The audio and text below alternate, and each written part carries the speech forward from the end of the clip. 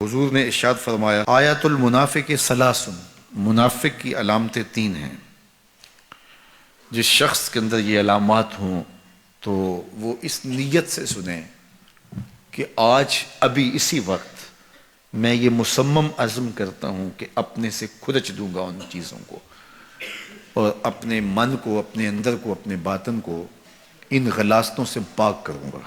اور عملی موضوعات پہ بات کرنے کا میرا مقصود بھی یہی ہوتا ہے کہ ہماری زندگی میں سب سے پہلے اپنی زندگی میں اور پھر میرے ملنے والوں کی زندگی کے اندر عملی طور پہ تبدیلی پیدا ہو۔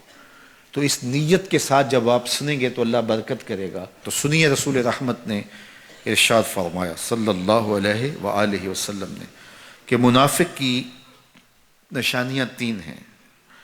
ان میں سے ایک اذا حدث کذب، جب وہ بولتا ہے تو جھوٹ بولتا ہے۔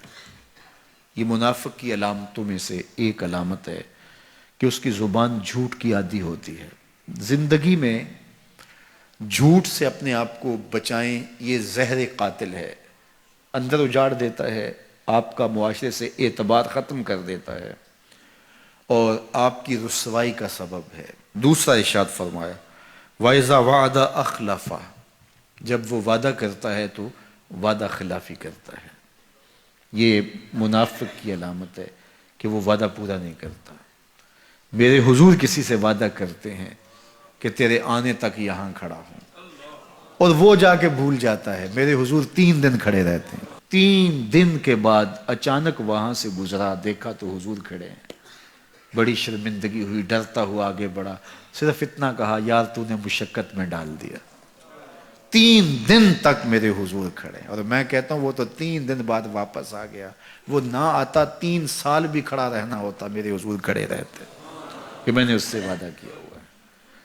اور میں اور آپ دیکھیں کہ ہم کہاں کھڑے ہیں۔ ہم کسی سے وعدہ کریں، ہم خود وعدہ کرتے ہیں تمہیں 6 ماہ کے بعد پیسے دیں گے، وہ بیچارہ 6 ماہ کے بعد بھی جو ہے وہ 1 ماہ اور اوپر گزار لیتا ہے کہ چلو کوئی بات نہیں ہے، اور ہم اس کی موت کی دعا کر رہے ہیں یا اللہ فوت ہی ہو جائے تو اچھی بات ہے۔ تو پھر ہم کہیں کہ اللہ کی رحمتیں ہمیں نصیب ہوں، یار وعدہ کیا ہے اپنا تن بھی بیچ کے دینا پڑے تو دیں گے۔ جو وعدہ کیا ہے جہاں کھڑے ہوئے ہیں وہاں کھڑے رہیں گے، چاہے اس کی کتنی بھی اذیت ہمیں کیوں نہ سہنی پڑے۔ جب وعدہ کیا ہے تو پھر اس کو پورا کرو۔ تیسری بات میرے حضور نے ارشاد فرمائی وَإِذَا تُؤْمِنَ خَانَ، جب اس کے پاس امانت رکھی جائے تو خیانت کرے۔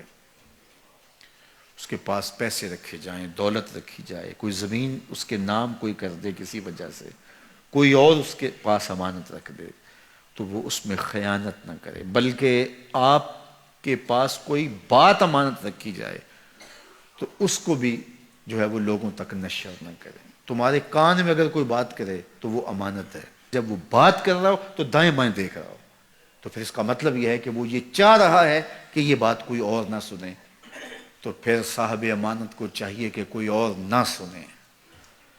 یہ امانت ہے اور اس امانت کو پورا کیا جائے۔ اور چوتھی علامت یہ ارشاد فرمائی منافق جب کسی سے لڑ پڑتا ہے تو گالیاں دیتا ہے۔ ہمارے دین نے ہمیں گالی دینے سے روکا ہے۔ اپنی زبان کی پاکیزگی اور اپنی زبان کی طہارت کا سامان کیجیے۔ آپ کسی بھی حالت میں ہوں، آپ کے اوپر کوئی کتنی بھی زیادتی کر رہا ہو، آپ کو کوئی تھپڑ بھی مار رہا ہو، تو آپ اس کا مقابلہ ضرور کریں، لیکن آپ کی زبان گندی نہیں ہونی چاہیے۔ یہ غصے کے وقت ہی تو انسان کا پتہ چلتا ہے۔ ظفر اسے آدمی نہ جانیے چاہے جتنا بھی ہو صاحب فہم و ذکا، جسے عیش میں یاد خدا نہ رہی، جسے تیش میں خوف خدا نہ رہا۔